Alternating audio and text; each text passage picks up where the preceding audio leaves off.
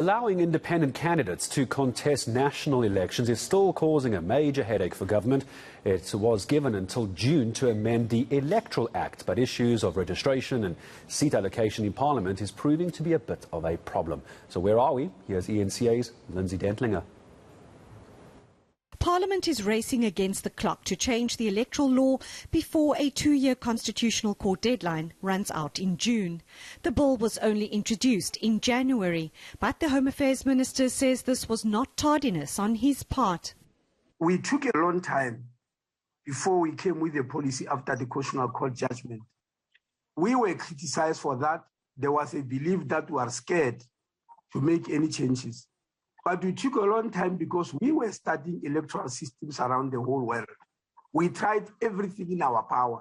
There is no electoral system anywhere in the world that is so perfect as to meet all the concerns and the desires of people in that particular country.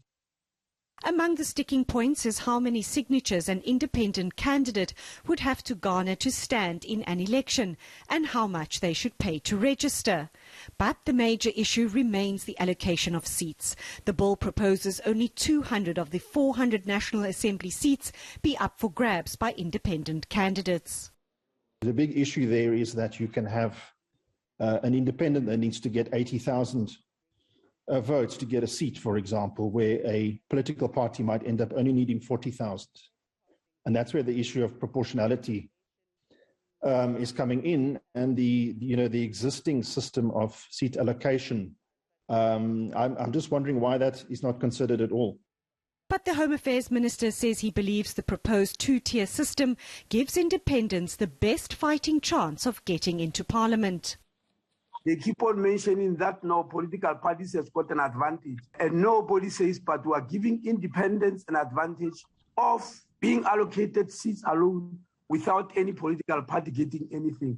Only after we have accommodated all of them, at least those who reach a quota, is then that we go for political parties.